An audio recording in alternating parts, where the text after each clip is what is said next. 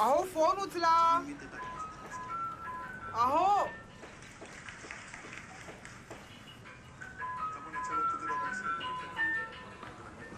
हो मी घेते फोन. आलीस का ग? हो. हॅलो. हा सतीश काका. हा देते मग. पप्पा सतीश काकांचा फोन.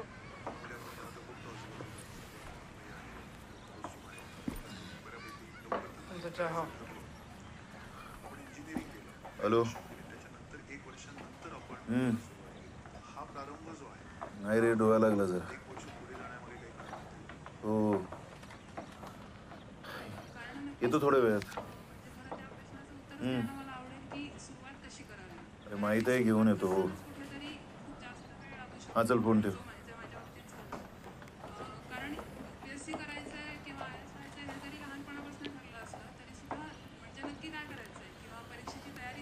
आज काय केलं शाळेत?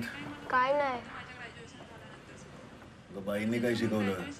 बाईंनी पिकनिकचे पैसे आणायला सांगितले. जानू तुझे स्केच झालेत. बेटा आता उघडू नकोस. जरा खाली जाऊन पहिले कांदे आणि पाव घेऊन नंतर उघड.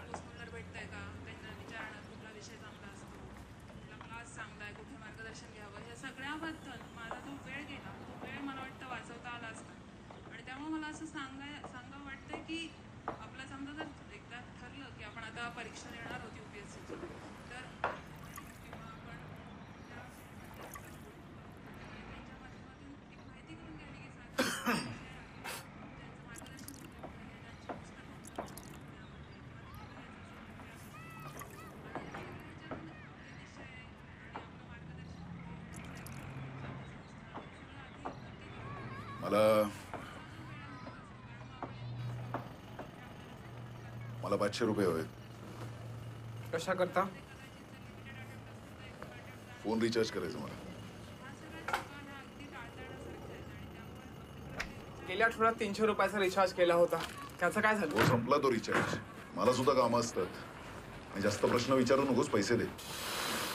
मला माहितीये कसला रिचार्ज करायचा आहे. हो दारू करता हवेत. आणि तूच देणार मला पैसे. तुमच्या आणि तुमच्या फालतू मित्रांच्या दारूसाठी पैसे कमवत नाही मी. मला माझं घर चालवायचंय. मी काय घर नाही चालवत का? मुलीला शाळेत सोडून येणं आणि तिला तिथून घेऊन येणं याला घर चालवणं म्हणत नाहीत.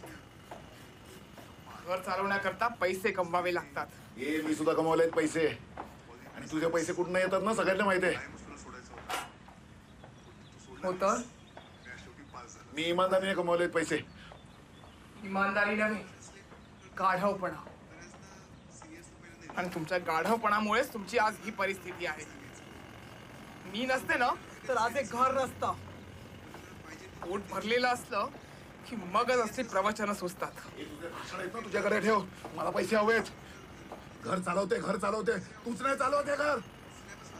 अरे कुठे आहेत पैसे? मला पैसे हवेत. मला माहिती आहे तुझ्याकडे पैसे आहेत. मला पैसे हवेत. मी तुझ्याशी बोलतोय.